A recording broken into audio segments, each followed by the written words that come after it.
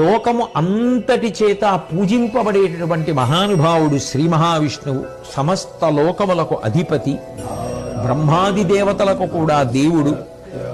ఇంత అంత అని చెప్పడం సాధ్యం కానివాడు, ఎంత చెప్పినా అయిపోయింది అన్న మాట అన్వయం కానంత గొప్ప వైభవం కలిగినటువంటి వాడు.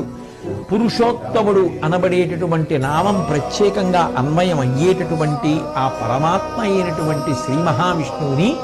1000 నామములతో ఎవరు ప్రస్తుతి చేస్తూ ఉంటారో, విష్ణు సహస్రనామ స్తోత్రాన్ని ఎవరు నిరంతరము పలుకుతూ ఉంటారో,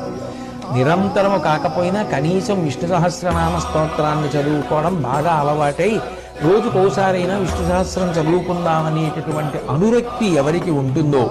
అటువంటి వారికి ఆ విష్ణు సహస్రనామ స్తోత్రము మంగళకరమై వాళ్ళ పాపాలని భయాలని పటాపంచలను చేసి వాళ్ళు సంతోషంగా ఉండేటట్టుగా